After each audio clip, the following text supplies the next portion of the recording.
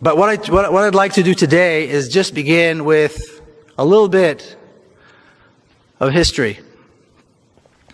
And if you go ahead and hit the first slide. Thank you. People talk about the fact that this conflict, the conflict in the Holy Land, the conflict between Israelis and Palestinians has been around for so long that it's really not something anybody can ever solve. It's been going on for thousands of years. People have been killing each other there forever. This is not true. And a good place to start, if we're going to talk about how this conflict began, a good place to start would be on the 29th of November, 1947.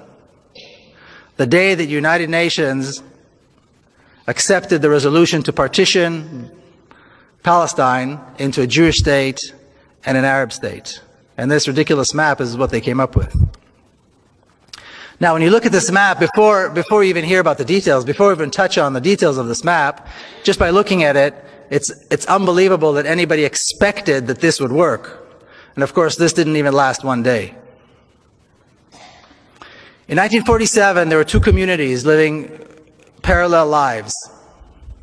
We had the Jewish community that numbered about 500,000, maybe a little bit less than 500,000, that were expecting and hoping to become a state.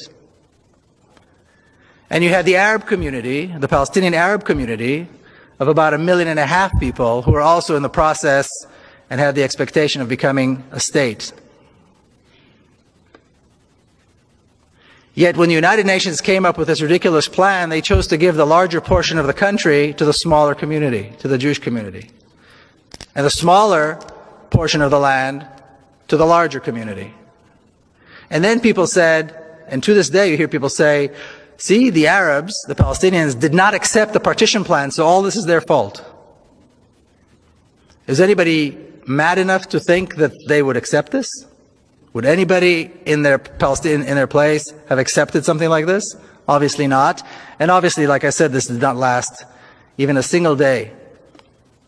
Because as soon as the resolution was accepted, the Zionist forces, what was called the Haganah, the Palmach, began a massive campaign of ethnic cleansing. Now, the story that we hear, the myth that we're told about 1947, and I heard it once again today, earlier today, at the Seattle Times, is that in 1947, after the United Nations finally recognized the right of the Jewish people to have their own state, the Arab armies attacked, intending to destroy this fledgling state, this young Jewish community. And this is only several years after the Nazi Holocaust.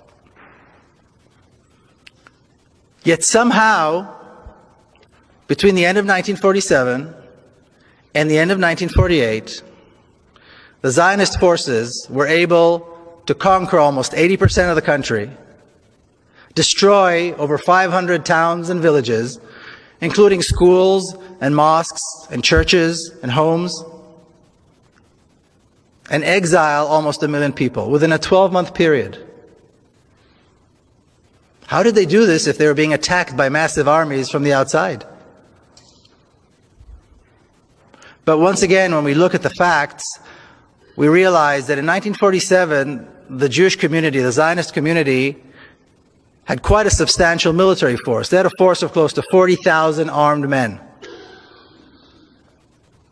And well-trained, well-indoctrinated. My father was one of them. There was no equivalent on the Palestinian side. The Palestinians have never had a military force. To this day, the Palestinians have never had an army or a military force. There was no equivalent of the other side. The Arab armies, such as they were, didn't enter the war until late in May of 1948.